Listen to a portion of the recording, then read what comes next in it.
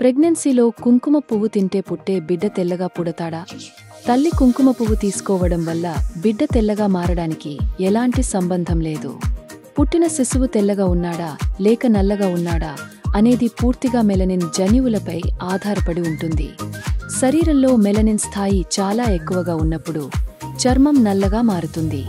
అయితే మెలనిన్ సమతుల్యత మొత్తం చర్మం రంగును తెల్లగా మార్చడానికి సహాయపడుతుంది. కుంకుమ పువ్వు గురించి శాస్త్రీయ ఆధారాలు లేవు, కానీ దానివల్ల ఇతర ప్రయోజనాలు ఉన్నాయి. ముఖ్యంగా గర్భధారణ సమయంలో ఏదైనా తినడానికి, తాగడానికి ముందు వైద్యుడిని సంప్రదించాలి. ఎందుకంటే కొన్నిసార్లు ఏదైనా తప్పుగా తింటే అది మీకు హాని కలిగించవచ్చు.